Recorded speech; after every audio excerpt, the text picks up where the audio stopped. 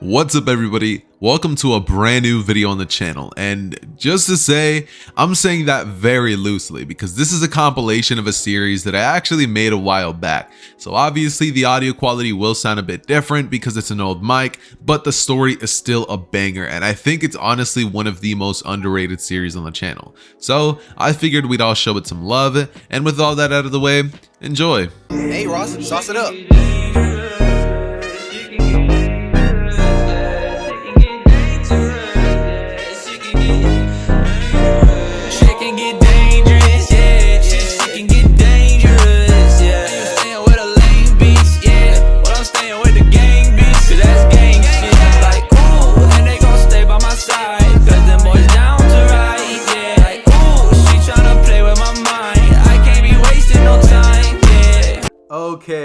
Okay. So, where this story is actually all going to start off is, well, the day that Izuku is told about his quirk at the quirk doctor.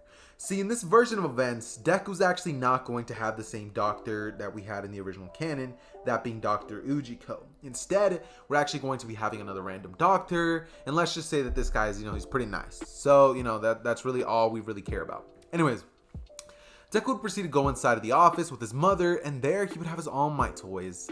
Pretty much in this version, I'm not exactly going to be changing Inko's quirk or Hisashi's quirk. I'm just going to say that he had one of those weird mutations where both of your parents, can have two quirks, but the son just comes out with something completely different. So yeah, that's essentially what we're going to be doing.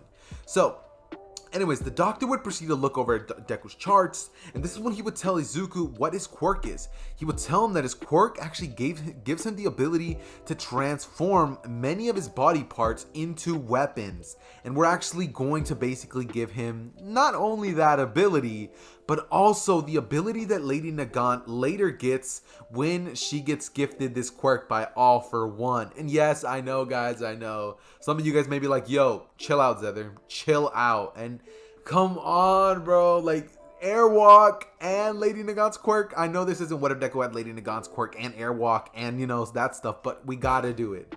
We have to do it. So anyways, yeah. Deku would be informed that his quirk is kind of like a half and half quirk, but kind of not at the same time. His mother's telekinesis, I'm about to take this out of nowhere. His mother's telekinesis is actually the thing that gives him the ability to airwalk, and it got changed through Deku's weird quirk, and it ended up mutating into it or something. I don't know. You guys take that as you may. Anyways, Deku would continue to be informed about what his quirk is, and his hair would actually stay the same color. We're not going to be changing his hair color to Lady Nagant's or anything like that. He's still going to have his green and black hair that he has in New Canon, and that hair of his is actually going to be able to be created into bullets, just like Lady Nagant's quirk can, as well as having the ability to use airwalk. And as soon as Deku gets out of that doctor's office, he goes straight home and begins to ask his mom, and begins to tell his mom how awesome his quirk is. And she begins to basically tell him that, yeah, his quirk is honestly very incredible. Voice crack. Anyways, Deku would proceed to basically go inside, and this is when he and his mother would begin to basically just talk all about how Deku's quirk is amazing and how Deku can actually become a pro hero like this. Inko was admittedly worried that he might not even get a quirk from both of his parents, seeing as their quirks are not something that are like really can mix together that much. But of course, as we know, Deku ends up developing the quirk that Lady Nagant has. Anyways, that being said, I actually, before I keep going, am I butchering Lady Nagant's name? If I am, sorry about that. If I'm not, you're welcome. But anyways, to keep the story going, so Deku would proceed to continue with his normal life, and he would basically go to school the very next day, where he would inform his classmates of what his quirk is. He would tell them all that he has this awesome ability, as he would have his hand turn into a little bit of a scythe weapon looking thing. And this is when they would say, what? That's awesome. And before any of you guys are like, yo, what are you doing, bro? I kind of like making my characters a little OP. So that's your cup of tea, you can say. That's not, I'm sorry to disappoint you. Anyways, we're just going to say that for plot's sake, we're just going to change Deku's quirk a little bit more than Lady Nagant's, and not only going to be, limited to guns, but also close range weapons. Guns are probably better, but, you know, I just kind of wanted to include this. Anyways, that being said, though, Deku would show that off, and Bakugo would come up saying, "Whoa, Deku, that's so awesome.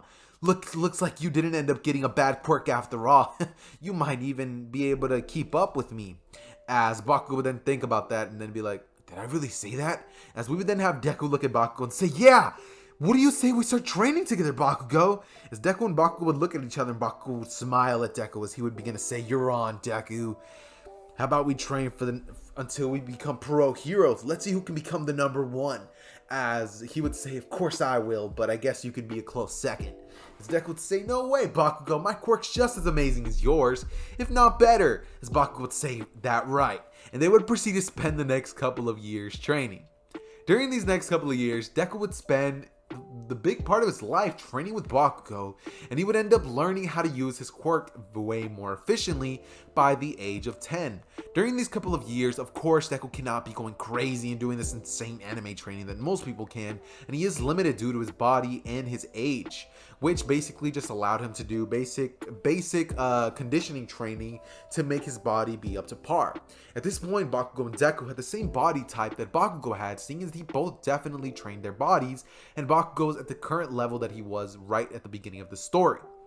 With that being said, though, we would continue to basically have them both training and sparring with each other. And at this point, Deku was definitely honed in on his skills as a marksman as a whole.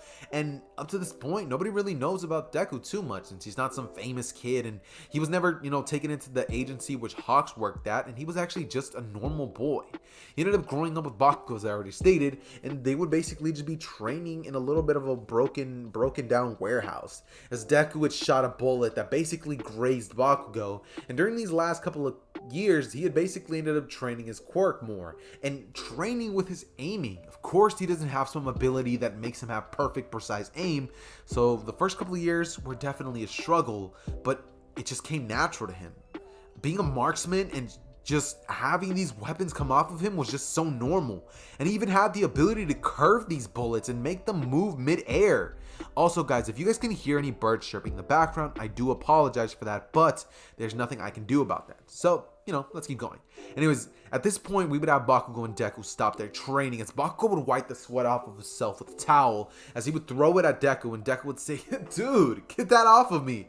As we would then have Bakugo chuckle, and he would begin to ask Deku, "So, how strong have you gotten with your quirk, Deku?" As we would then have Deku smile, and he would proceed to tell Bakugo that he's gotten pretty far. And we would then have them both basically talking to each other, just chuckling and laughing. Remember the good old times when Bakugo was their superior, but now Deku's the stronger of the two.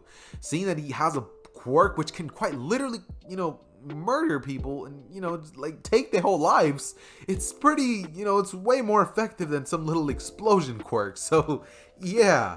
Anyways, with that being said, we would then have Deku essentially go through his normal events of his life, and we would have him train for the next couple of 4 years, as he would spend a lot of time doing and honing his quirk, which is, a sniper quirk that allows him to create weapons.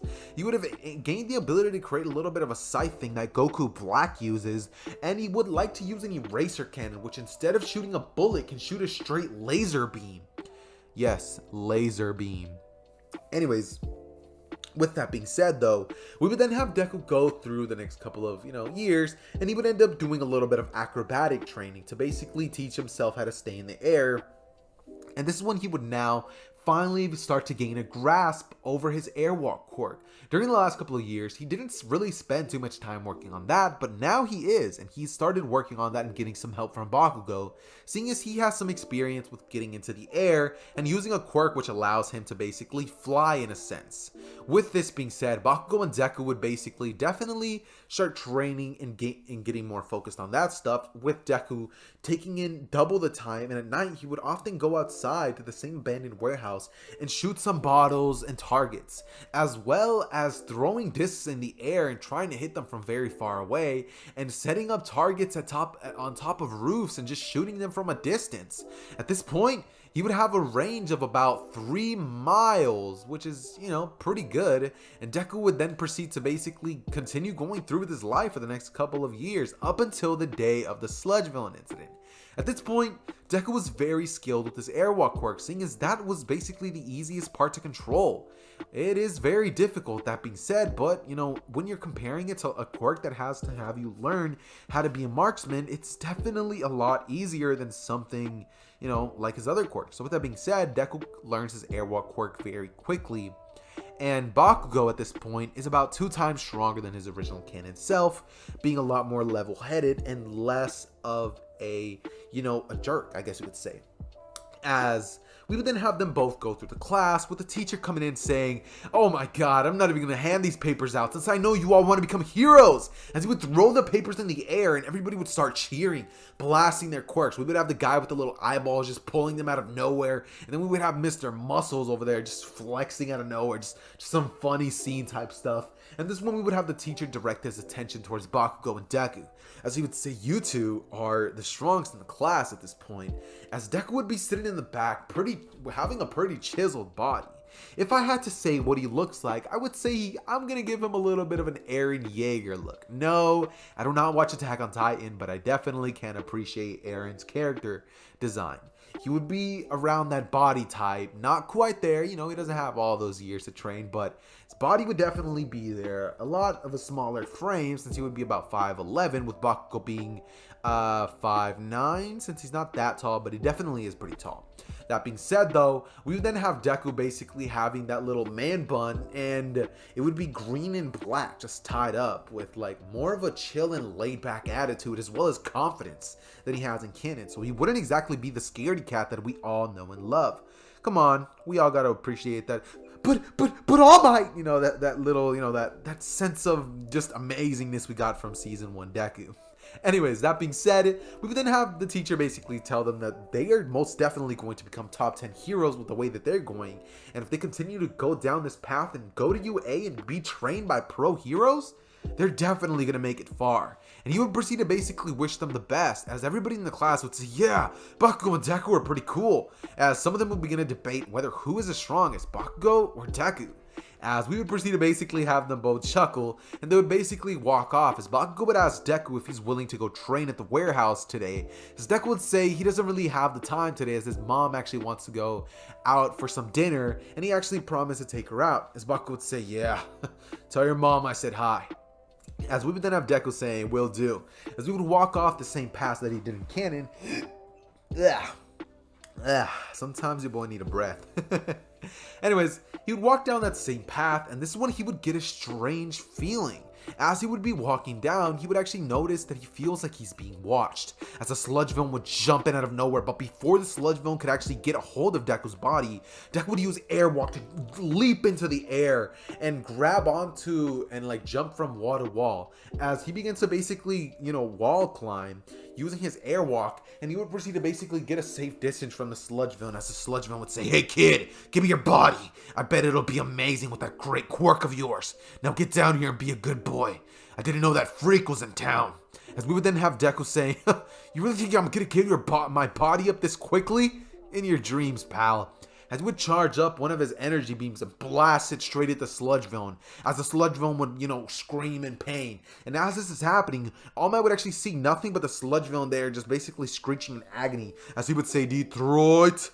Earphone warning, by the way, I'm about to scream. "Smash!" As we would then have All Might blow the sludge villain to pieces, and we would then have Deku in the air, just watching as his idol had just taken down a villain that seemed to be pretty powerful. As All Might would basically start collecting him, Deku would jump down to the ground and he would say, "Hey, that was awesome. Is there any way I could get your autograph, All Might?" As he would still be this fanboy that we had in canon, just not to that same, crazy degree of, "This will be a family heirloom, passed down for generations." That usual thing.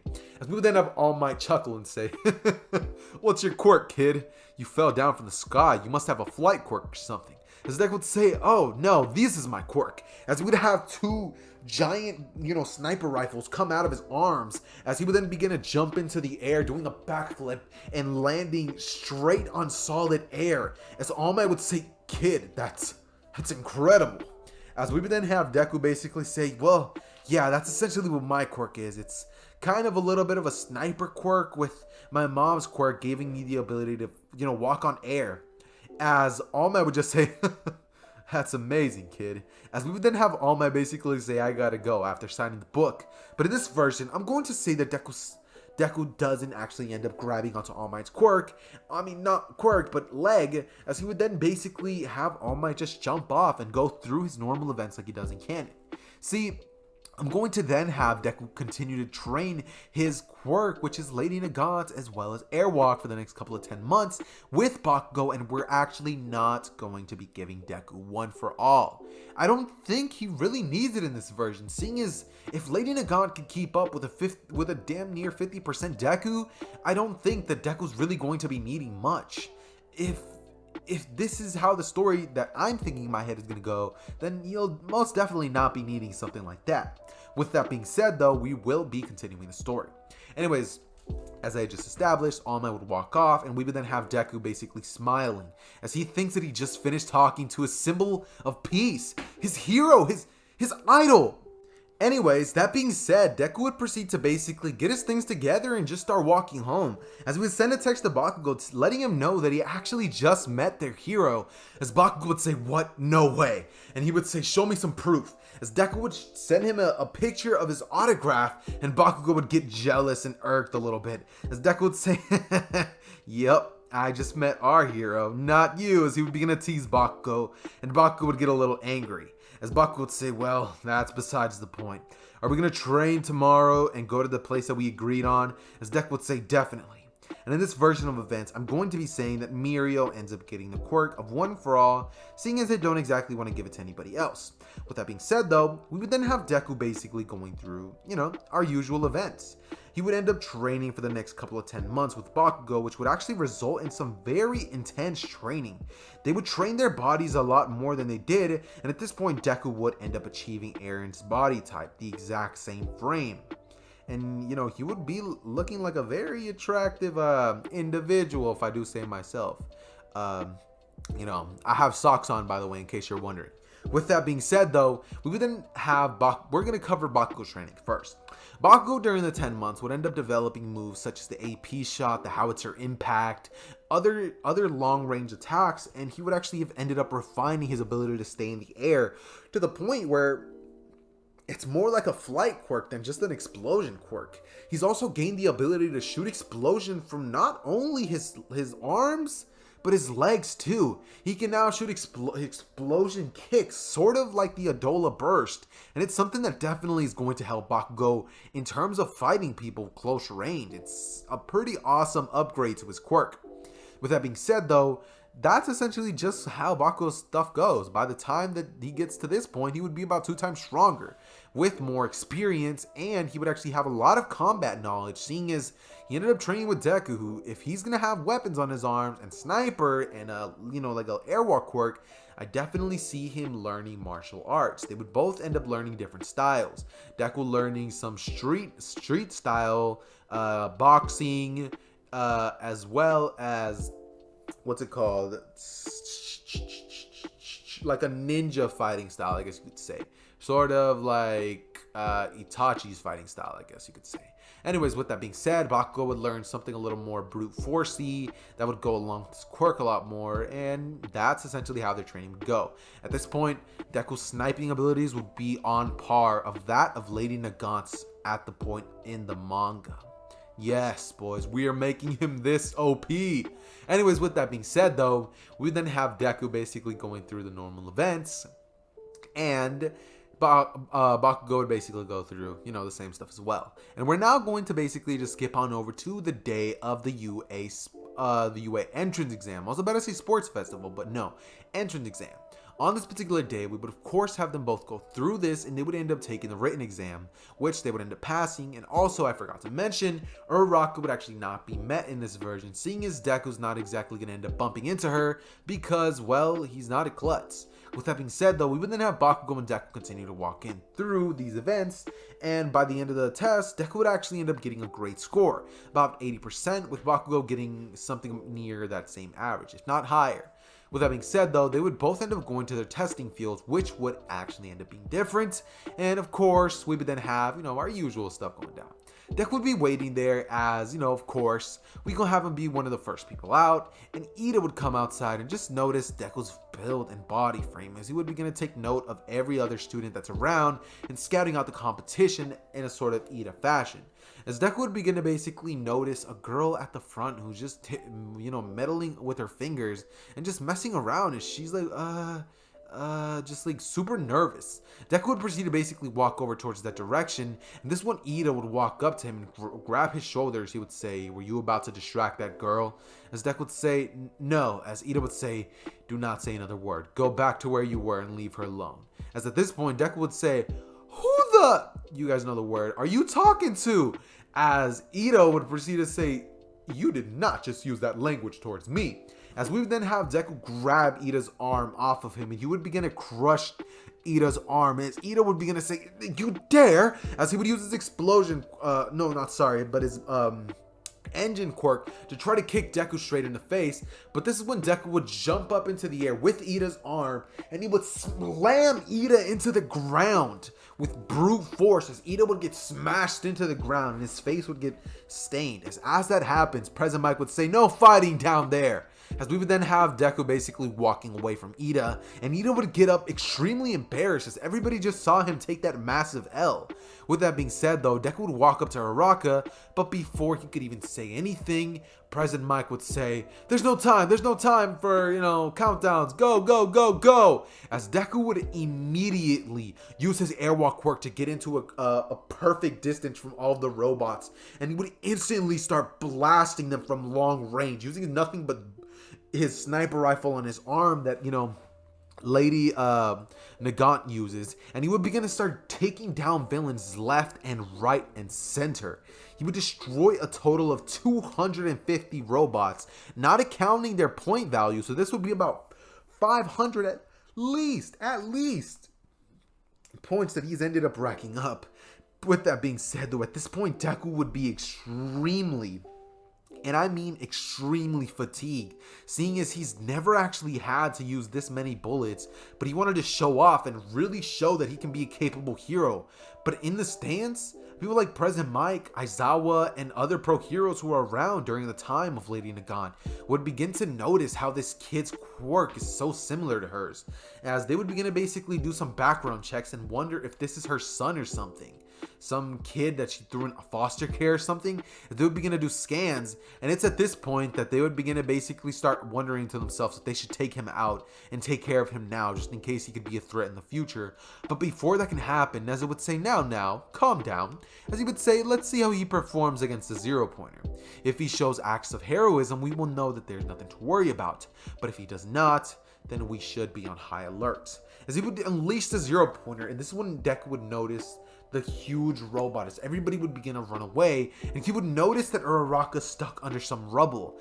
As he does, he would begin to basically jump as far as he can, and he would begin to start running in the mid-air, as everybody in the stands would say, "What?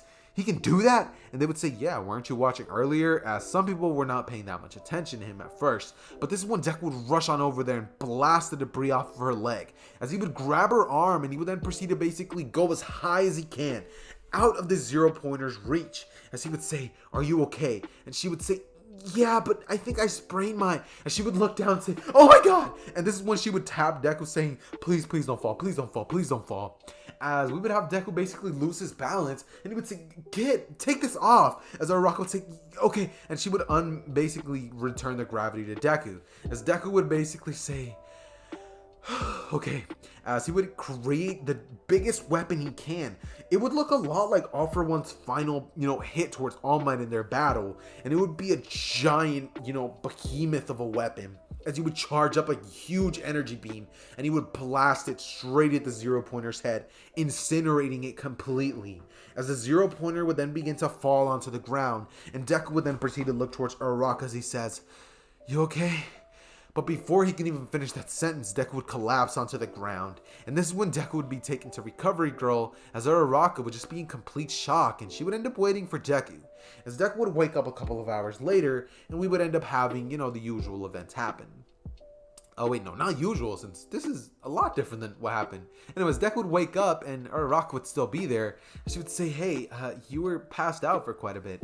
So Deku would say, Yeah, you think, as he would begin to basically like thank her for waiting up, and she would say, "No, no, no, no, no, thank you.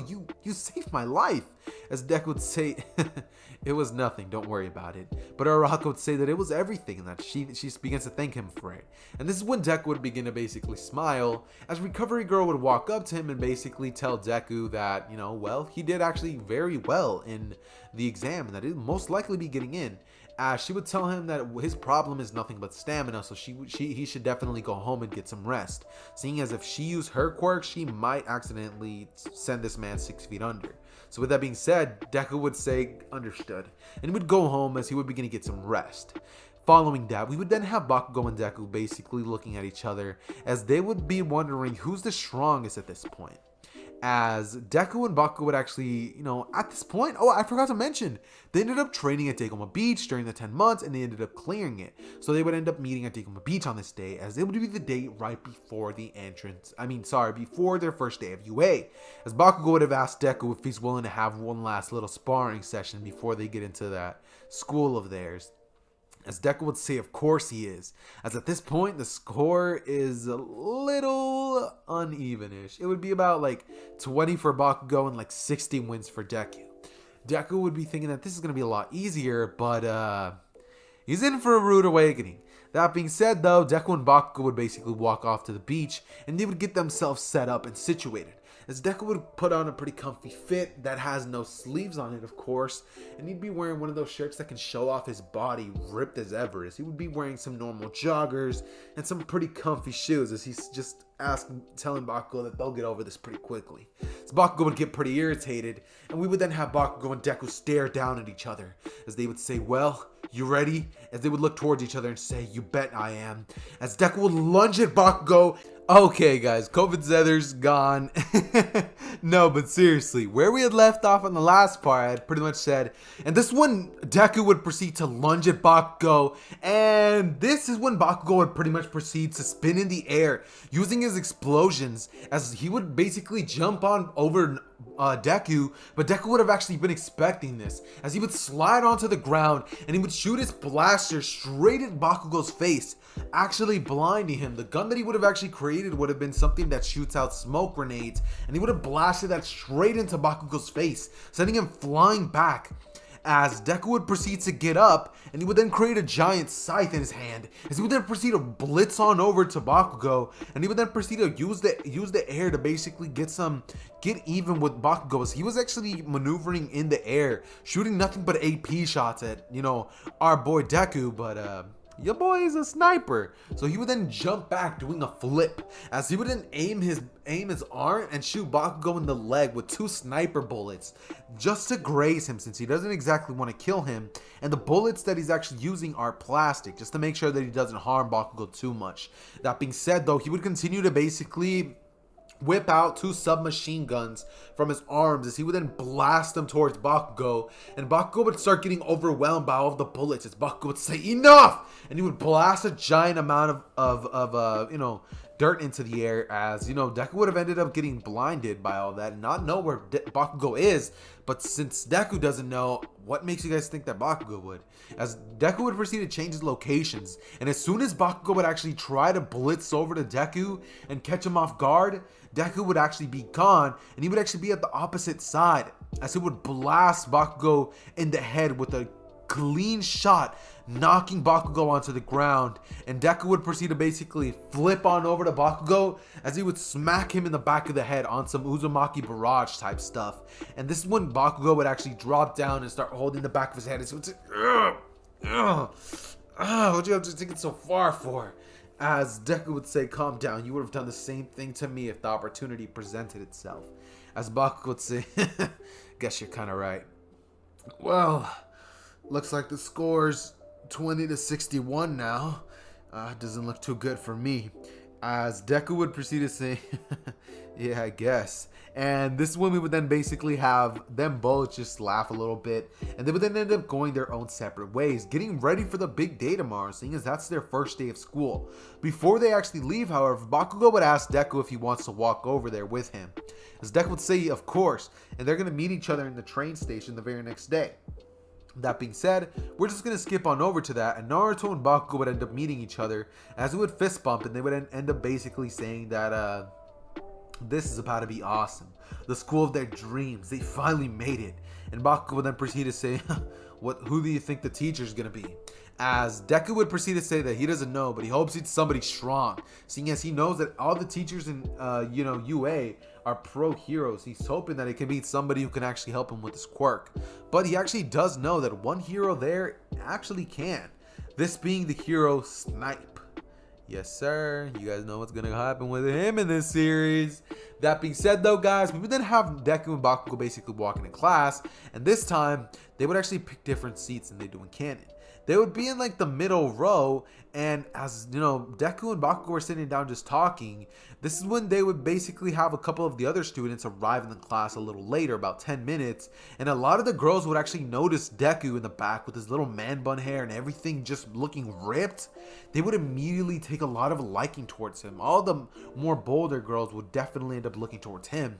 And as soon as a particular person actually walks inside, she would end up actually sitting right next to Deku, thinking that, oh yeah, this guy right here, he's amazing. As we would then have basically Uraraka walk inside, and as she was actually going to thank Deku, she would actually notice Bakugo sitting right next to him, and she would immediately be breathtaking, and she would say, yep, that's my man's. That's my man's right there. The ponytail boy, yeah.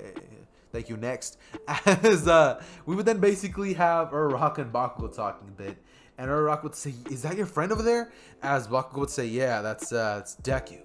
As we would then basically have Deku basically saying that, yeah, that's what he calls me. As Uraraka would say, "Oh, that's pretty cool," and they would begin to talk for a little bit. But this is when Mr. Aizawa would come in out of nowhere with his usual, "You guys are here to make friends. I suggest you leave." Yada yada yada yada. We all know the drill. That being said, he would tell them all to essentially go take their costumes on, and this is when everybody would end up going to get changed. As soon as sorry, I just recorded a Naruto video. What if Naruto had Bakugo's quirk? Go check that out after you're done with this video, by the way. Anyways, that being said, though, we would then basically have Bakugo and Deku getting changed, as Kirishima would say, "Wow, guys, you guys are ripped. What do you guys do?" As he would say, "What's your name, bro?" As he would ask Midoriya that, and he would end up saying that his name is actually Izuku Midoriya. As you know, we would then have our boy Kirishima saying, "The name's Kirishima." As he would say, "Dude, you're built like a Greek god." As we would then have Kirishima basically just starting to basically fawn all over Deku's body, and Deku would begin to basically laugh a little bit, as they would all end up getting changed, and they would meet Aizawa outside in the area. Of course, Mineta would have still been a perv, and he still would have gotten stabbed in the eye by, well, Jiro. And this is when they would basically go outside, as everybody would basically be in their little gym attires. We would then have Aizawa basically telling Deku to throw the ball as far as he can, with Deku catching the ball in his hand, as he would say, "So, I just gotta throw it far, right?" As Aizawa would say, "That's the point. Now, get it over with." As we would then have Deku basically saying, "So, I can do anything as long as I'm in this circle, right?" As Aizawa would say, "Yeah, pretty much." This is when Deku would proceed to get a smart idea, and he would turn his arm into a cannon. But instead of putting the normal fuel in there, he would kind of just put the baseball in there, and he would end up aiming his hand at the sky. He would end up blasting it over to Hosu City, and it would end up getting about 1,760 something meters. Actually, not 3,000 something meters. Let's make this go big or go home. You get me? So 3,000 something meters.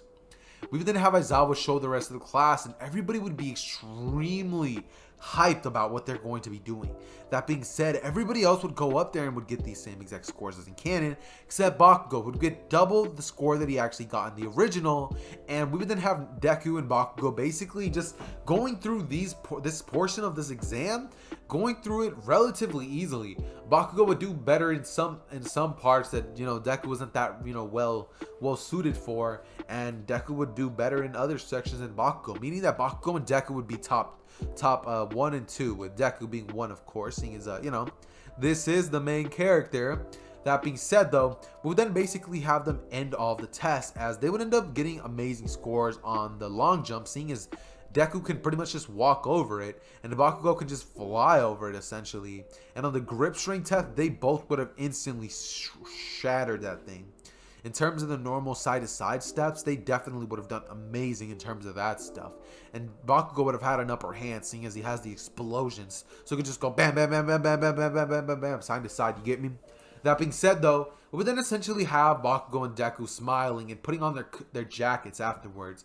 As they would say, that was pretty cool.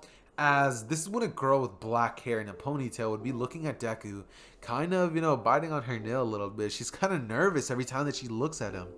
She finds him so attractive.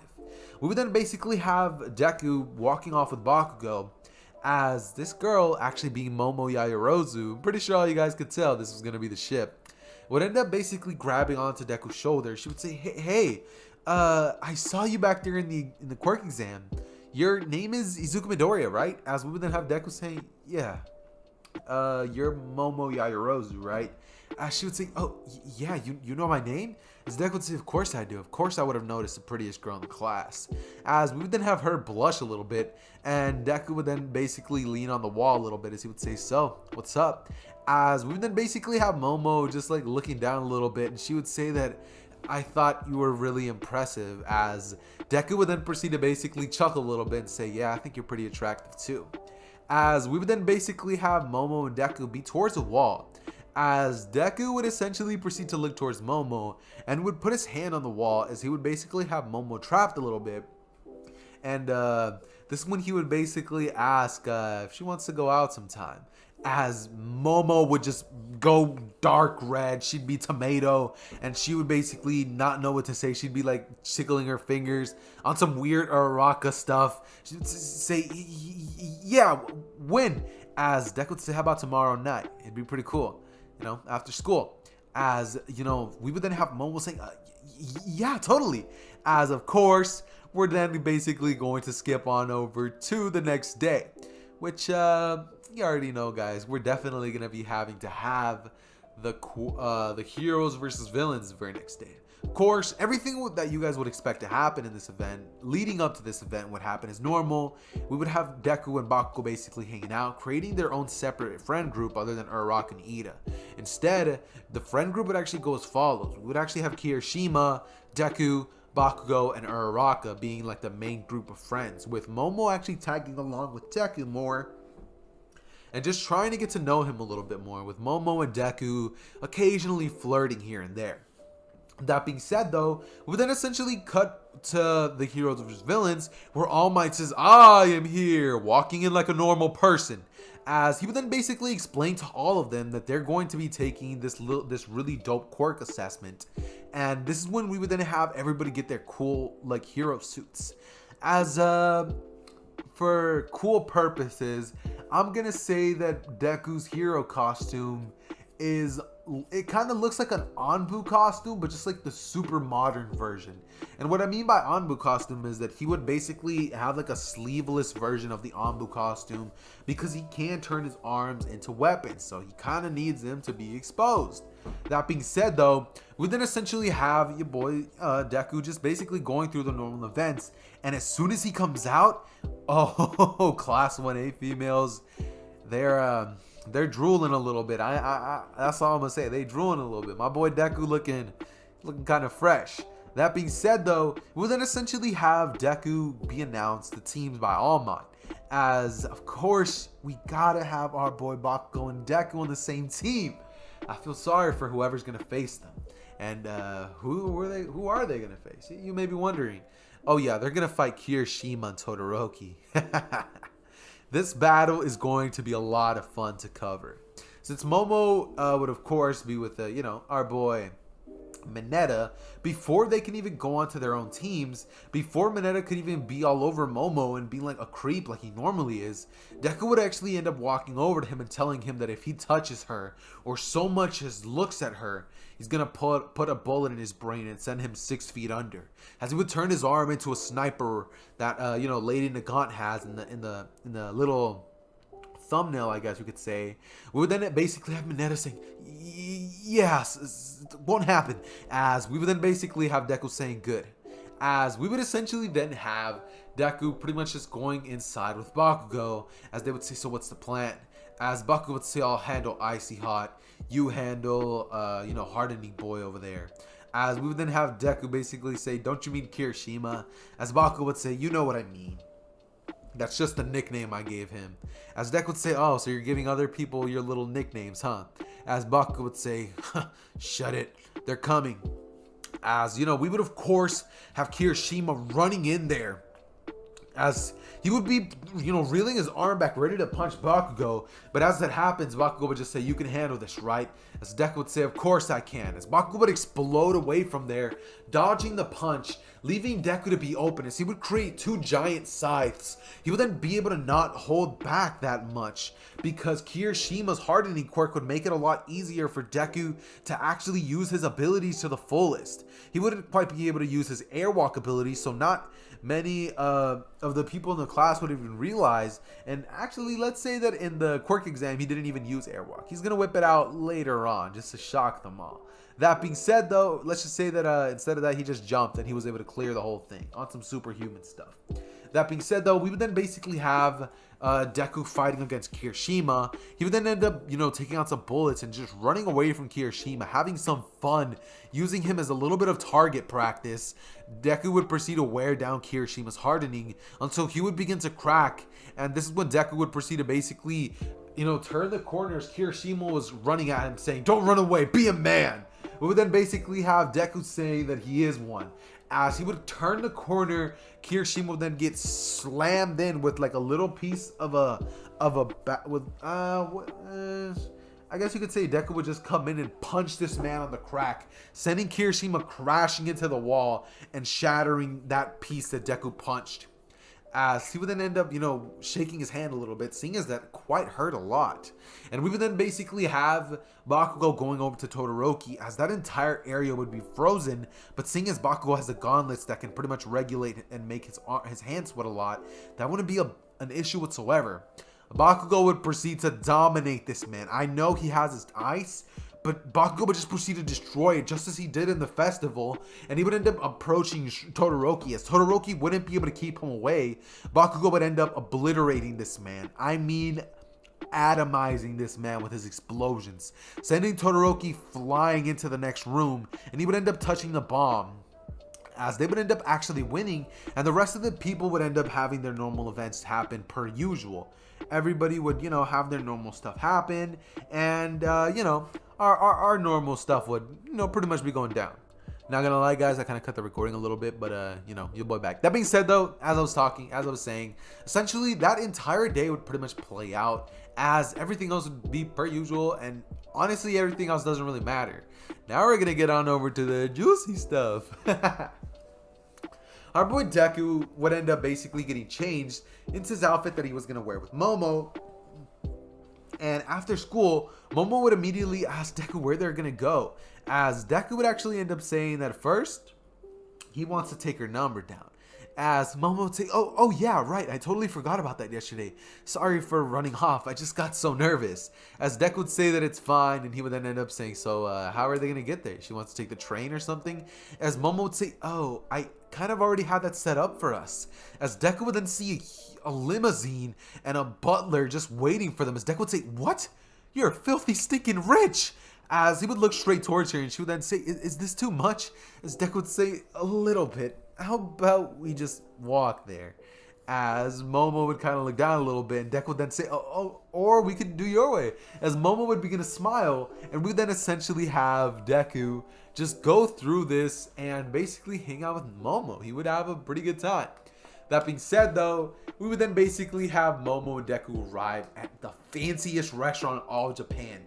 It would be floating in the air and like literally in the sky, and all the food would be like $1,000, $2,000, $5,000, $10,000 a plate. That, 1,000, that's peasant stuff. Come on now, we ain't with all that stuff. We rich around this, MOFO. You guys know what that means. But anyways, that being said, though, of course, little stuff like that would of course be occurring, and we would then essentially have Deku ending off the day with Momo going back to her place. As after this whole time, Deku would have actually been able to take her layers off one piece at a time. He'd be able to crack her shell and get her to open up a little bit, making Momo be less, shy, I guess you could say. And Deku would end up just basically making her blush the entire time. As Deku would walk Momo home, he would end up asking her if she's willing to let him come inside to have a little bit of a study session. He's trying to get caught up on that math since he kind of sucks at it. And Momo would, of course, oblige. So we would then proceed to basically have Deku and Momo studying a little bit. And you guys know what that all means. And Deku and Momo would proceed to, have a pretty good day, to say the least.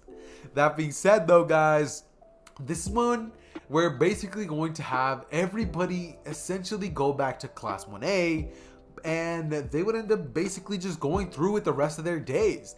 Everything would basically go by pretty standard, pretty chill, and we're basically just going to cover about 1 week's worth of training with Deku and Momo getting to know each other a little bit, and Bakugo training with Uraraka separately. That's essentially their little dynamic that they're going to be having for the moment. Okay, so where we're essentially going to start our story off is the day that they're all being told to get on the bus. Everybody would pretty much just be getting all set up, and the group would go as follows. Bakugo, Deku, Uraraka, and Momo would basically just be in the back of the class all chilling together with people like Suyu and them basically in the front talking about, who do you think is the strongest in the class? With, everybody being like, that definitely has to go to either Bakugo or Deku. Did you see how powerful they were in the quirk exams? And in the heroes versus villains, they're definitely top tier students. As, Bakugo would say, yep. And Deku would kind of pay no mind to that. He'd kind of be like, yeah, whatever you guys say. As he'd continue talking to Momo, and Momo would say, it's true. I mean, you do have the greatest quirk in the class. With Bakugo saying, yeah, whatever. I'm not going to say anything. As Deku would say, oh, really? And she'd say, yeah. As they'd get close, and a little schmoochy would happen a little bit. As they would arrive to their destination, of which is the USJ. And Aizawa would pretty much tell them all to get off of the bus, telling them that it's time for them to get off now. As he would proceed to basically look towards Deku and tell him that he needs to keep his hands to himself. As Deku would begin to basically chuckle a little bit with Aizawa saying, I'm serious. And they would then begin to basically walk inside as Deku would get a strange feeling. As soon as he walks inside, all of his senses are telling him that they need to leave now. As this is when Aizawa would basically begin to walk a little bit, a purple mist would arrive out of nowhere as Deku would instinctually create a cannon out of his hand, a laser beam, and he would blast it straight through Kurogiri's metal portion as he would literally fall on the ground, and he would have accidentally killed Kurogiri off of pure instinct. As Kurogiri's whole portal thing would basically drop down to the ground, and Deku would basically tell them all to rush towards the door. As Aizawa says, wait, as Deku would say, we have to take, there's villains down there. He was not the only one. As Aizawa would then tell the kids to get out of there. As they would all rush out of the gate. And this is when they would all basically begin to go outside. As Aizawa would say, we need to call for backup. As this is when essentially we would then have, Shigaraki being like, no, this is not supposed to happen. As he would then begin to basically say, Nomu, kill Aizawa. As this is when Deku would basically see the Nomu rushing at Aizawa's direction. As Deku would push Aizawa out of the way, and he would basically shoot a bunch of bullets at the Nomu's legs. These would actually be tranquilizer darts, and the Nomu would start slowing down a bit. As Deku would then tell Aizawa that if they want to defeat this thing, they have to do it together. As Aizawa would say, right. And he would proceed to turn off the Nomu's regeneration and shock absorption. As Deku would create another laser cannon with his arms, he would blast it straight through the Nomu's stomach. And he would then create a giant scythe as he cuts off the Nomu's head, causing the Nomu's head to basically fall down on the ground. With Deku essentially saying, is that it? With Shigaraki saying, no, this can't be happening. As Deku would basically point his gun straight at Shigaraki with Aizawa saying, hey, you've already killed enough. I suggest you let me handle it.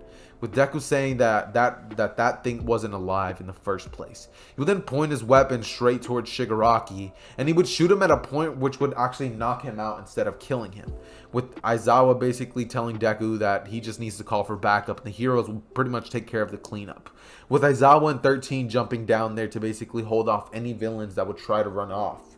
As this when the rest of the heroes would arrive and the cleanup would go by relatively simple. The USJ arc is really not that long, seeing as we have a Deku whose senses are heightened and the situation would have actually called for different measures.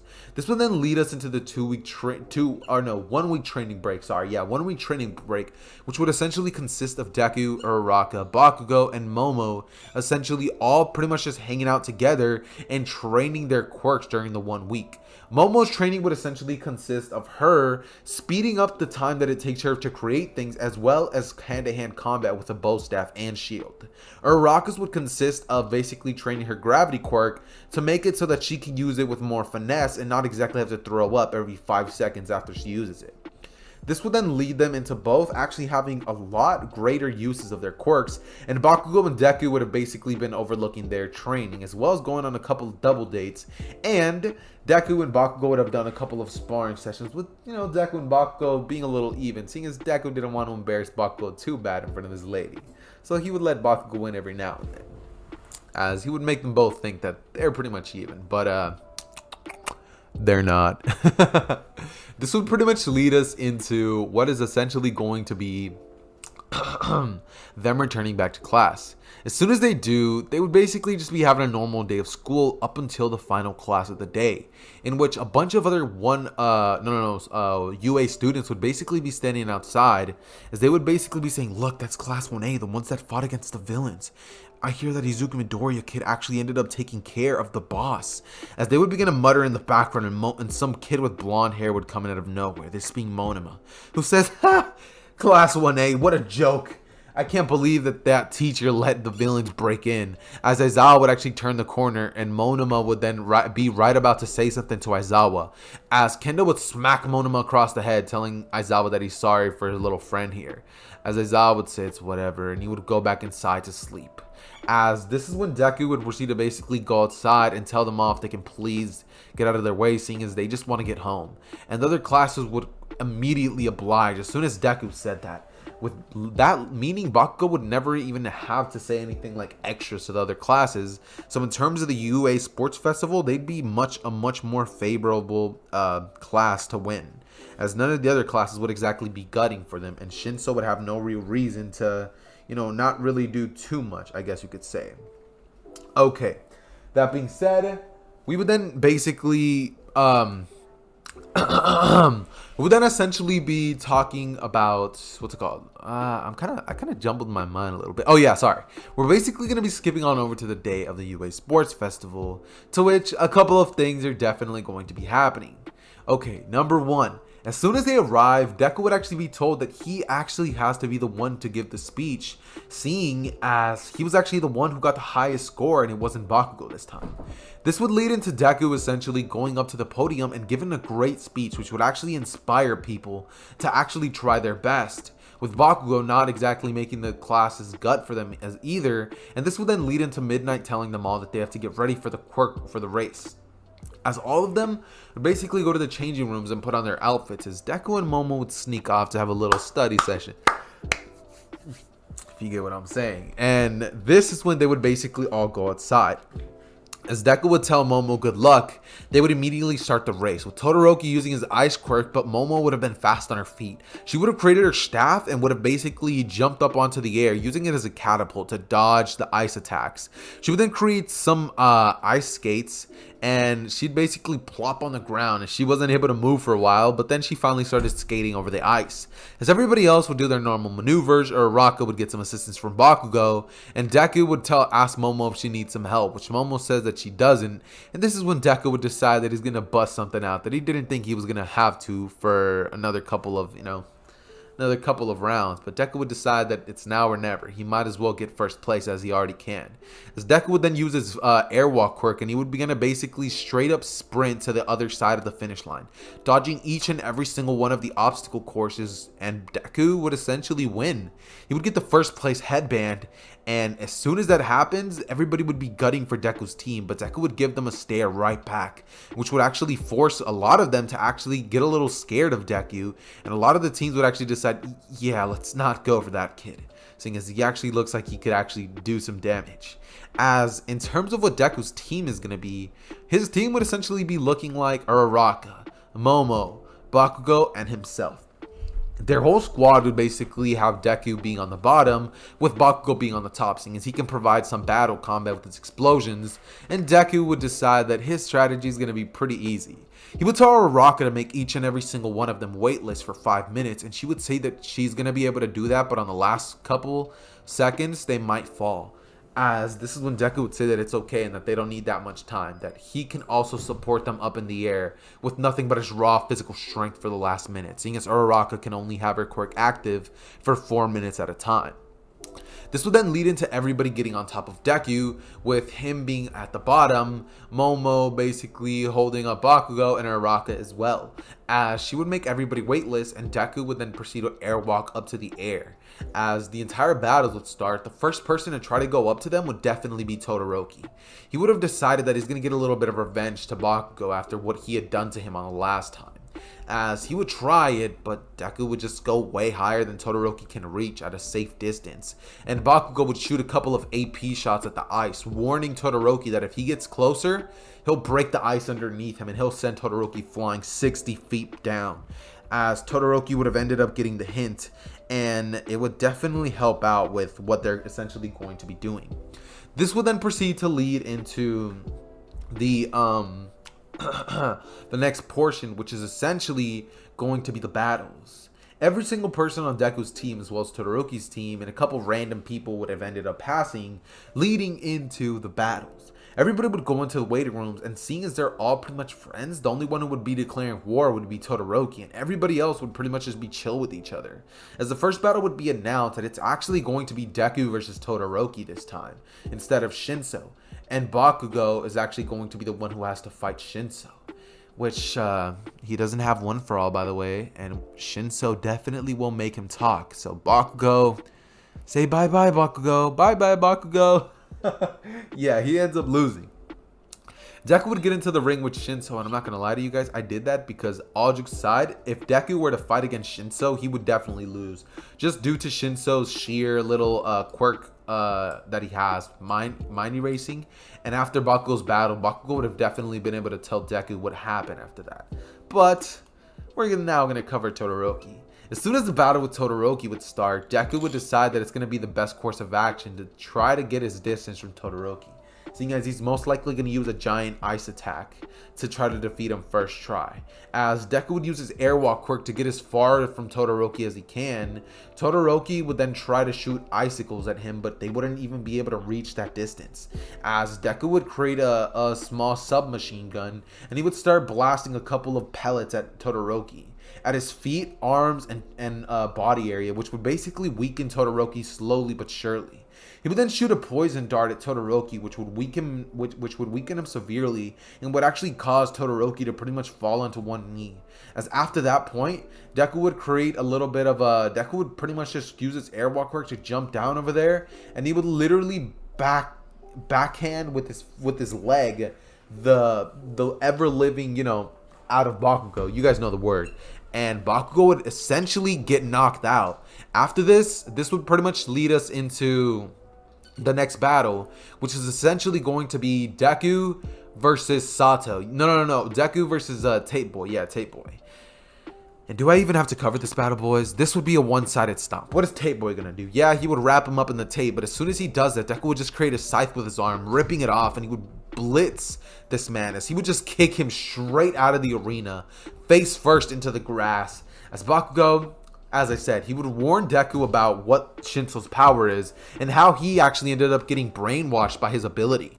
Deku would definitely take note of Shinso's abilities, and this would pretty much lead us into the finals, which would actually be Deku versus Shinso. Although Deku knew the abilities of Shinso, Bakugo never actually ended up telling anybody else, seeing as they didn't end up fighting Shinso. Uraraka and Momo would have actually been taken out by someone else, and Shinso would have taken out their opponents. That being said, this would lead into Deku and Shinso's battle, which I would low-key elongate this and make it seem like it's a little more, like there's actually more ways that Shinso can win, or, try to make this part a little longer. But in all reality, this is going to literally be one-sided as it can possibly get. See, as soon as the battle starts, Shinso would try to get Deku to talk, but seeing as Deku is more disciplined in this version, he would know when it's time to be quiet and simply just do what he has to do. This would lead him to basically rush Shinso and take him out, seeing as Shinso never focused on his body. So Shinso would have definitely been taken out swiftly, and this would lead into Deku being the winner and the victor of the UA Sports Festival, which would now lead us into the ending and the medals. Bakugo wouldn't even get anywhere near first place, and it would be announced that the winners are actually going to be Deku, Tokiyami, and Shinso, as they were the big three of the entire festival. This would then lead us into what is essentially going to be them going back to school and picking their internships as well as their hero names. After the sports festival, though, there was somebody who was very interested in Deku's quirk. This guy being Snipe. And he would have definitely ended up sending Deku a little request of him wanting him to have a little word with him. So he would definitely send the request. And as soon as Deku sees that, he would of course accept it immediately, seeing as he's really the only person who he could actually learn anything from, which would actually lead into him going to Snipe's agency. And he would actually ask for his hero name. He would choose the name, the Sniper Hero. Eren. Yeah, the Sniper Hero Eren. Yeah, that's his name. Seeing as he looks like Eren Yeager, I might as well give him the name Eren. He's not going to have no Attack on Titan abilities, but, I respect the way Eren looks, The man is low-key zaddy, I ain't gonna lie. I don't really like Attack on Titan like that, but that man look good. No homo! I have socks. Alright? I promise I'm wearing socks. That being said, though, guys, this would then pretty much lead us into Deku getting all his stuff together and saying goodbye to Momo, as she would end up going to Fat Gum's agency, and Uraraka would end up going over with, the martial arts hero Gunhead, as that would pretty much remain the same. Not gonna lie, guys, I had to stop the recording a little bit. If you heard background noise, I do apologize, but handle that. Anyways, that being said, this would basically lead Deku to pretty much gathering his stuff together and going to Snipe's agency. He would take the train there, and it would be a pretty boring ride, seeing as nobody's actually going to be tagging along with him. This would actually cause a couple of different chain events to happen. Bakugo would go to his usual Best Genius, but Best Genius would have no real reason to pretty much teach Bakugo the things that he had done in the original, which would lead into much different events happening in this version. This basically means Ida, unfortunately, is going to be dying to the hero killer. And in terms of Hosu City, Endeavor and, other pro heroes would have a much harder time handling it, with actually a couple of casualties due to the Nomus. But Endeavor, at the end of the day, would actually be more than enough to handle it, as well as Todoroki, who still... Actually, no, Todoroki wouldn't go. Deku would have never told him that it's his quirk, not his, and that Todoroki would still be a whiny little, BRAT. I don't even know if I could say that word, honestly. YouTube's monetization, stuff like that, it really hurts. But anyways, that being said, this would lead us into what is pretty much going to be Deku's Snipe's agency. As soon as he arrives, Snipe would basically ask him to sit down. And as soon as he does, Snipe would tell everybody in the room to get out, as Snipe would pretty much proceed to basically ask Deku a couple of questions. Deku would sit down and Snipe would say, "Let me ask you something, kid. I noticed that quirk of yours is very similar to somebody that I used to know. Let me ask you something, kid. Who are your parents?" As Deku would say, "My parents?" As Snipe would say, "Did I stutter?" And Deku would then proceed to say, "Well, my mother is Minko Midoriya, with my father's name being Hisashi Midoriya." And Snipe would then say, "Oh, so you're not related to her." As Deku would say, "Related To who exactly? As he would say, well, kid, truth be told, the real reason why I called you down here is because I'm interested.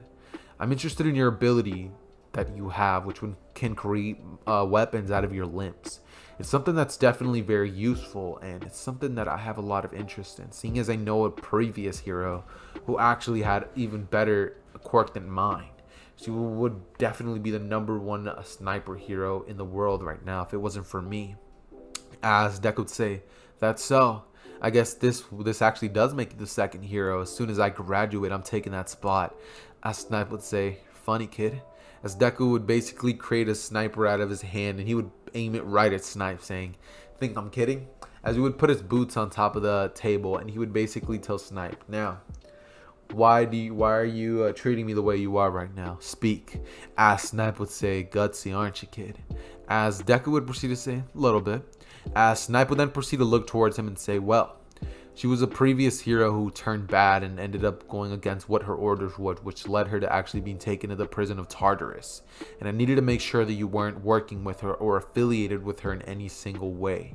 As Deku would say, oh.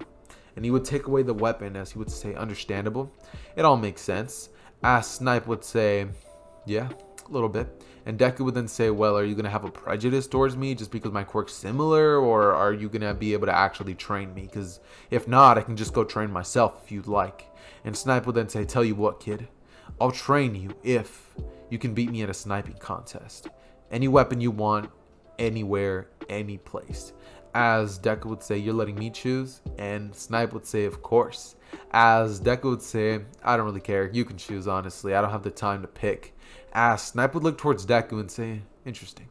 He would choose his favorite location, which was actually the hardest shot that he can actually score. It would be an angled shot. So the way that it works is that the bullet literally hits a corner and it would basically ricochet multiple times to go straight through a target. And it was one of Snipe's hardest shots to make. He would perform the shot after 3 tries, and Deku would then say, that's a little interesting. So do I get 3 tries as well? As Snipe would say, well, if you're the best, you only deserve 1, right? As Deku would say, that's all I need. As he would basically walk up there and he would then change his weapon into something that's perfectly made for this. He would change the bullet to be a literal pellet so that it can ricochet off things quicker, and he would then turn it at an angle as he would blast it, and the bullet's trajectory would change mid-air, so it wouldn't even need to ricochet off of anything. It would bounce 1, 2, 3 just to prove a point, and it would literally bounce in every single direction as Deku would just be smiling, and he would say, alright, I think it's time to win already. As the bullet was off of its trajectory completely, as Deku would then move his fingers a little bit and the bullet would go straight through the hole. As Snipe would be dumbfounded and he would then decide that I guess he is going to train him. As he would then begin to basically start teaching Deku a couple techniques that he knows for better aiming. And he would then basically teach Deku a little bit more in terms of hand-to-hand combat. But there's not much he could teach him. What he actually ended up teaching Deku is pretty much how to be a pro hero and how to run an agency, seeing as Deku's already stronger than the pro hero Snipe by a long shot. Not even by a little bit, guys. I'm telling you, this is by an insane amount. This would pretty much lead us to go into the finals, which is actually going to have a lot of different events actually occurring. This is very different than what you guys ended up actually getting in the original. They would basically go back to class with everybody pretty much finding out about Ida's death, and they would all pretty much have to attend Ida's funeral, as they would all be pretty down about what had happened, and they would all basically just be discussing, you know, what actually ended up going down in this entire time, seeing as it's not easy. They ended up holding a funeral, and after about a week of leading the kids to mourn and not really doing too much, All Might would decide that it's time to raise their spirits. So everybody would be a little sad. Maybe they didn't know him like that, but he was their class rep, and even though he was kind of annoying, it sucks to see somebody like him go. As they would end up holding the hero race, the rescue race, and I'm not going to cover this. I hate this. It's literally the most boring thing in the world. Deku wins, Bakugo wins, Momo wins, whoever else you guys want to win wins. Alright, that's pretty much what happens. Now, skipping over to the finals.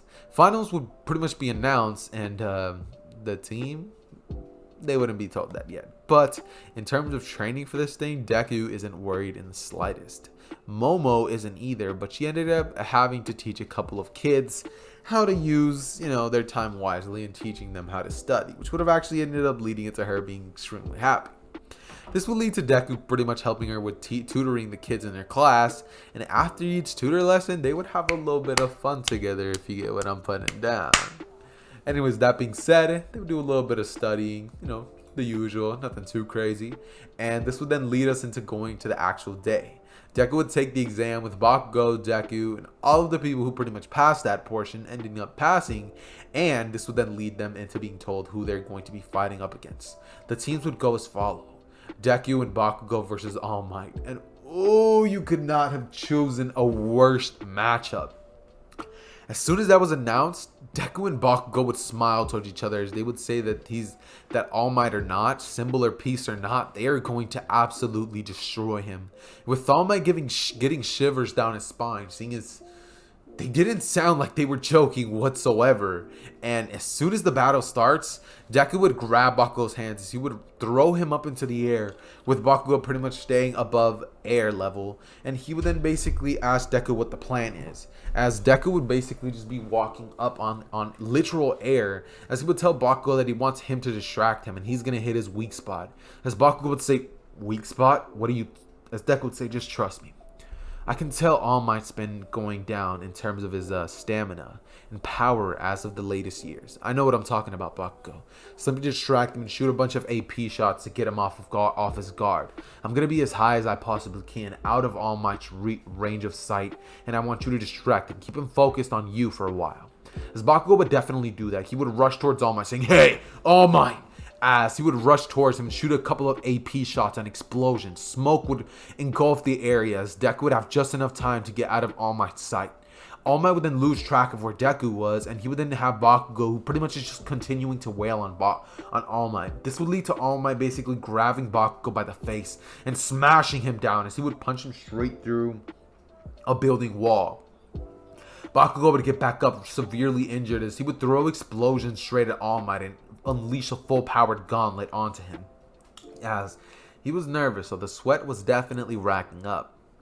This is when Bakugo would bust out of the window, and All Might and Bakugo would get straight out of the smoke, as Deku would say that this is perfect, as he didn't even need them to get out, but All Might is too focused on Bakugo to notice, as Deku would shoot a bullet which would pretty much be filled with, it would be a non-lethal bullet, but it would basically hit him straight in his spot. As Bakugo would, not Bakugo, but All Might would start to weaken down and basically start getting, where he starts wearing down. As Bakugo and Deku would both basically unleash an amazing amount of taijutsu skills, or simple just hand-to-hand combat abilities onto All Might, with Deku basically using a scythe with his arm to basically cut little slashes in All Might, weakening him down just enough to get All Might down on his knees, with Bakugo and Deku saying say goodnight. As Deku would shoot a bullet straight at All Might's skull, knocking him out, and Bakugo would shoot a full-powered explosion in All Might's face. As after the exam, they would basically have Recovery Girl heal up All Might, and Deku and Bakugo would basically, after the whole class ends, they would tell All Might if he's willing to talk to them after class later, as they have something very important they'd like to discuss with him. With All Might saying, "Sure, young boys, I think you guys more than deserve that after the beating you guys gave me earlier. I'll see you guys then." As All Might and Deku and Bakugo would go off in their own separate paths. This is when it would then basically lead us into Deku and Bakugo basically just fighting against each other a little bit, doing a little bit of scrapping, sparring, I guess you would say, a little 5 minutes. Nothing too serious whatsoever. This would pretty much lead us into the end of the day, as everybody else would finish their finals, and Momo would ask Deku if he wants to go get some after class, to which Deku says that not right now, he actually has something to do, but maybe later, which Momo would say, "Sure, call me." And Deku would then proceed to go over to, our boy All Might's location. As they would go to the room, All Might would ask them what they need to talk about, with Deku looking towards All Might and saying, "Look, All Might, we're just here to talk real quick. I want to ask you some questions. You know that weak spot of yours? As Alma would say, what are you talking about, young Midoriya? And Deku would say, don't play a fool with me. I know exactly about you stagnating and getting weaker each and every year, as well as your hero time decreasing gradually over these last couple of years. All Might would then get a little shiver down his spine as Deku would say, don't worry, it's not like I'm going to sit here and snitch on you or hold you to some blackmail or something like that. I just want to ask, how did it happen? As All Might would then begin to basically tell them, it all started when, and flash forward because I don't want to cover that honestly. This is when would basically have Bakugo and Deku realizing what had happened, and All Might would have told them that he actually already found a successor. Which would actually kind of upset Bakugo, not gonna lie, seeing as he low-key wanted to be that successor. If he's being honest with himself, he feels as if he kind of deserves that little upgrade to his quirk. So Bakugo would be a little upset. Not, nothing too crazy since, he doesn't feel entitled, but he just, he thinks that he would have been a better successor. It's pretty much how he's feeling at this current moment. This is when we would essentially have Deku pretty much telling All Might that he understands everything and that he's going to be keeping his secret for him. And that he should probably come out public with this sometime soon, because if not, it's definitely going to come back and bite him on the, the ASS soon. As All Might would say, yeah, I'll take that into consideration, young Midoriya. As Deku and Bakugo would leave from that area, they would then proceed to basically talk to each other about what had happened. As they would both basically just be getting ready for the Forest training arc, and Deku would get his, done to him by Momo. As this would then pretty much lead them into essentially going over to the forest, as they would pretty much be doing their forest training. As everybody would be on the bus, and, the usual stuff would, of course, happen. With, the usual. I hate how I'm saying the usual so much, but it literally is the usual technically, since, it's pretty much what always happens. So, yeah. This right here. This right here. Oh, your boy a little tired. But anyways, what's it called? This would pretty much lead us into them all being on the bus and being thrown off, as they would all pretty much clear the course, and they would arrive about 40 minutes earlier, seeing as we have a much more powerful Bakugo and Deku in this version. So they would have definitely chipped off some time off of the old score that they got. Yeah, 40 minutes sounds like a reasonable amount if you take into consideration the amount of time it takes to walk there and them waiting for their classmates. Yeah, it definitely took about 40 minutes. Their classmates would be exhausted, and Deku and Bakugo would be basically stretching after that, seeing as they think that was a pretty great workout. Aizawa would say that took them a little longer than a little less time than they expected. As Deku would say, yeah, it was a piece of cake. It took most of the time because we had to wait for these slow pokes. With the class basically being like, hey, and Deku just saying, I'm just saying it like it is. I'm not trying to be disrespectful, but it's kind of what happened. As everybody in the class would start feeling a little bad, but Deku would just say that it's no problem at all, that they're gonna get their training into this week, as that's pretty much what happens. Koda wouldn't even be approached by Deku, so Deku wouldn't even get that unlucky nut punch that he did in canon. You hate to see that not happen to Deku. You hate to see it. Anyways, that being said, this will then lead us into more of the Forest training arc, which is actually surprisingly not too much content to cover. They would do more training together with the entire class, basically just going through a full day and night of doing some great quality training together. And at the nighttime of the very next day, when they were basically eating curry, Deku would definitely go over to try to find that Koda kid, seeing as he definitely looks down bad, as he would have definitely ended up saving him just like he did in the original from the fall after he looked towards the girl, and Mineta tried to climb up there, except Mineta didn't even have to get hit by him, because as soon as Mineta tried it, Deku just blasted him with a bullet, knocking him down from there. And, this would lead into Koda basically looking towards the girl saying, don't worry, nobody's going to be He would pass out and have a nosebleed. Sorry about that noise. But, as, per usual in anime. This is when Deku would basically be scouring through the woods with the curry in his hands, as he would look for Koda, and he would actually ask him what he's doing over here. As Koda would say, he'd basically just be crying, and Deku would just say, "What's wrong?" As Deku would say, "Nothing's wrong. Just get out of here." As Deku would say, "Okay, kid, I guess I'll just leave this bowl of curry here." As this is when, Koda would basically say, "All you heroes are all the same, but one day you're all gonna die, and there's not gonna be no do-overs."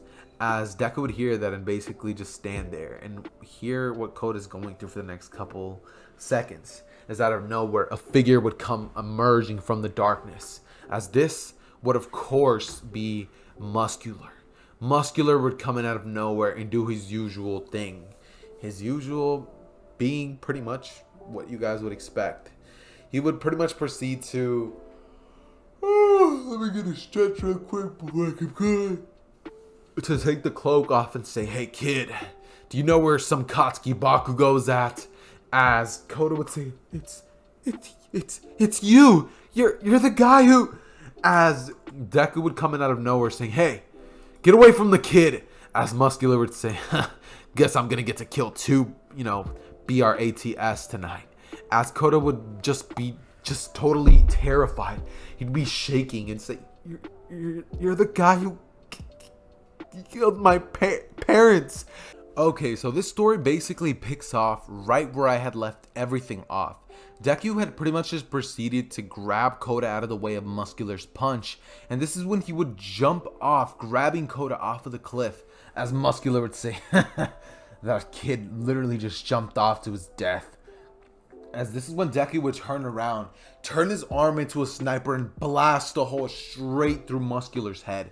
As he would fall down to the ground, and Deku would just start running through the air. As he would get to his highest location and start to scout around the area. As he would start blasting each and every single one of the villains that are around.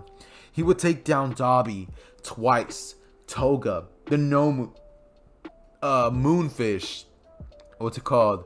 The guy with the mustard, the guy with the big lips, Fake Spinner, everybody that literally came, and Mr. Compress, and every single person who would came, he would shoot a bullet at them, which would pretty much incapacitate them completely. And after this, he would blitz around to look for Bakugo's location. As he would land there and say, "Bakugo, are you okay?" As he'd say, "Yeah, what happened? Why'd you save me?" And Deku would then proceed to say he has no real time to explain. They have to go now. As they would go over to where Aizawa is, and Deku would explain the situation to him. As at this point, the forest didn't even go aflames yet. And, at this point, Moonfish had barely appeared in front of Bakugo and Todoroki, as they would pretty much clean up each and every single one of the villains. And as this is all happening, pretty much All For One would think that enough is enough. If this kid gets in his way anymore, he's gonna have to take him down himself. As All For One would basically teleport straight over to Deku's location, and he would start clapping, as he would say, "Looks like you did it, kid. You finally took down each and every single one of the members that I had. And for that, I'm gonna have to take you down." As All For One would then proceed to pretty much blitz at Deku, as he would be standing right in front of him. And Deku would then proceed to basically spin as he starts blasting in every direction, trying to hit All For One. And the bullets would actually make contact. But All For One would be using a barrier quirk, which was stronger than the bullets. As Deku would basically create a charging, what's it called? A weapon that can pretty much charge itself up. Think like the Halo gun. The Razor, I don't know, guys. A railgun. It's a railgun. Yes, a rail gun. As he would charge it up and blast it straight at All For One, to which he would create a bunch of small air barriers between him, and he would basically block the entire attack. As he would then grab Deku by the face, and he would then proceed to essentially basically smash him onto the ground. As this is when this battle would continue, and Deku would get absolutely abolished by All For One, as Aizawa would come in to help Deku, and he would use his quirk to unactivate All For One's quirks. As he would look towards him, he'd say, "Looks like you finally did something of use, Aizawa." As he'd basically just have one of the Nomus come out of the portal with him, because he brought some Nomus with him, and it would run towards Aizawa as it punches him, and Aizawa would be sent through 3 trees with his back severely broken. Deku would stand up saying, "I'm not done," as he would rush towards this version of All For One, using his extreme precision of battle experience to basically land a bunch of hits on this version of All For One, as All For One would just grab him by the head and a bunch of tendrils would smash right into Deku's head, as Deku would fall onto the ground dead. And right as this happened, All Might had gotten the signal, and he had been going to the Force Training Arc as fast as possible, as he would arrive and he would see the kid who basically he thought would be the next symbol of peace, the kid who pretty much put all of his trust in. As Deku would then proceed to essentially look just lifeless on the ground. All Might would get enraged as he would battle against All For One, and the battle would go a lot different. In this version, All Might's rage would fuel him to not listen to a word that All For One said. He just saw one of his students get killed right in front of his very eyes, and this was not going to stand. He would proceed to basically blitz towards All For One and proceed to smash him right in his face with each and every single one of his strongest punches after he had defeated him with the United States of Smash. After that, he would punch All For One in the face until he pummels him into oblivion. And after the battle was won, All Might would stand victorious as he would go into a Small Might form, and everybody would be announced that All Might had been weakened. As it is at this point where we basically see All Might standing.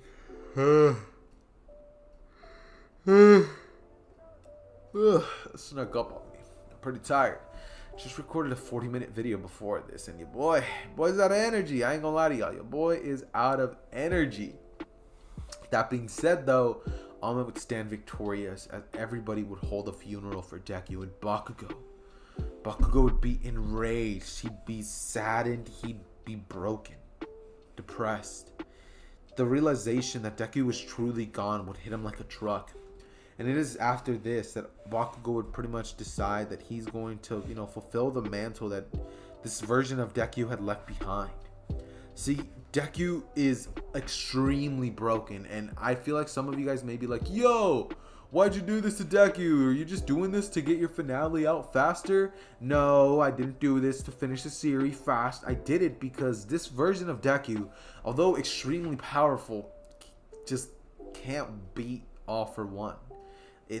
It's not possible. If Lady Nagant could do it, she probably would have done it when, All For One did what he did to her in the manga or, the anime or whatever. As, he definitely would have done that if he could. But seeing as she couldn't, I'm going to just assume that there's no possible way she could have. And seeing as she was able to fight a 50% Deku with all these quirks, All For One must be more powerful than that. So, yeah, this version of All For One just completely clapped Deku, leading into Bakugo and the rest of the school basically growing up and being third years at this point, where the Liberation Army would finally strike and would begin to try to take down a bunch of the hero agencies, starting with Endeavor, seeing as he was one of those people who had to be taken down, seeing as he was the #1 hero of Japan at this point. At this point, they were all third years, and they were actually allowed to go into the battle, leading into Bakugo versus Redestro, as Bakugo, using the rage that he had, basically filled him up years ago, he would pretty much proceed to destroy this man Redestro and his entire army, with each and every single one of the students basically not holding a candle back, and all of them would be much more powerful than the original counterparts, seeing as they all lost Deku. Momo would have also been distraught by this realization, and she would have gotten the most major power-up out of all of them. Uraraka, Bakugo, and Momo would have been the ones who mainly were responsible for taking down the Liberation Army, but the Liberation Army was taken down nonetheless. That being said, though, guys, this is what I believe would this is what I believe would have happened if Deku had Lady Nagants Quirk. If you guys enjoyed this video, make sure to go down below and hit that subscribe button as well as the like button. And if you guys want an alternative ending to the series, I'm sure I could probably accommodate for that. If you guys want an alternative ending, I mean, I guess I could do it right now since the video is only 8 minutes long. And I don't feel like it's just to give you guys an 8-minute video. Come on now, that's just not what Xehther does. If you guys want the alternative ending, here's what I believe would happen if I, just boosted this version of Deku up. Deku would proceed to, right before All For One can activate his quirk, shoot a bullet straight through All For One's head. And he would then proceed to basically clean up the entire incident with All Might arriving, realizing what happened, and basically thanking Deku for what he did. He would explain that he was a pain in his side for years to come, and Deku handled him in just one night, the thing that he couldn't do for years. He would announce that Deku is going to be the next #1 hero and hold his arm up as Deku just pretty much smiles. Momo and Deku would have a little bit of a study session right after this. Bakugo and Deku would grow old and become the #1 and 2 heroes of all of Japan. Todoroki would be the 7th hero of Japan, seeing as Uraraka and Momo would have actually gone on to become even more powerful than what we could have ever imagined. Some of the other heroes in the other pro hero schools would have actually developed their quirks further. And in terms of the Liberation Army, All Might, with his last embers of One For All, was able to handle that with Endeavor, Hawks, Gang Orca, and all of the basic pro heroes that were around. That being said, though, guys, this is the official ending to What If Deku Had Lady Nagants Quirk, the light ending. But personally, I kind of prefer the dark one, seeing as I usually always give my Deku's plot armor, but this version of Deku, though overpowered in his own right and against just the right opponents, if he's facing All For One, I'm sorry to say this, but he just is not winning. He's going to lose every time. It's pretty much how it's going to go down. All For One is way too powerful for Deku to win. And yeah, this is how the video ends. I hope you guys enjoyed the video. I already said what I needed to say. So with that being said, I love you guys. It has been your boy Xehther, and I am out. Peace.